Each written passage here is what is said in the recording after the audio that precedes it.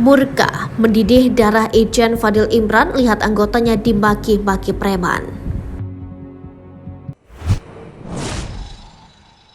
Murka mendidih darah Irjen Fadil Imran lihat anggotanya dimaki-maki preman. Kepala Kepolisian Daerah Metro Jaya Irjen Pol Fadil Imran mengaku darahnya mendidih melihat anggotanya dimaki-maki. Dalam video reels yang diunggah di akun @Kapolda Metro Jaya, Fadil menyebut preman mulai merajalela di Jakarta. Saya lihat ini preman ini udah mulai agak merajalela di Jakarta ini. Sampai tadi malam saya tidur jam 3, darah saya mendidih itu saya lihat itu anggota dimaki-maki begitu. Ia juga mengatakan saat ini sudah tidak ada lagi tempat untuk preman di Jakarta dan ia menginstruksikan jajarannya untuk menangkap para preman. Nggak ada lagi tempatnya preman di Jakarta. Jangan mundur lagi. Sedih hati saya itu, bolak-balik. Yang debt collector macam itu, jangan biarkan dia lawan, tangkap. Fadil juga memerintahkan para kepala satuan reserse agar tidak terlambat datang ke tempat kejadian perkara jika ada tindakan premanisme.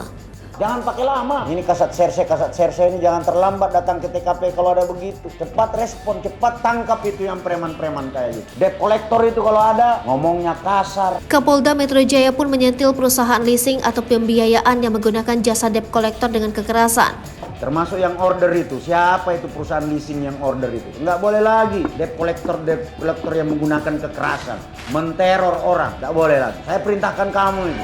Sebelumnya diberitakan seorang anggota polisi dibentak oleh debt collector atau penagih utang di sebuah apartemen kawasan Tebet, Jakarta Selatan.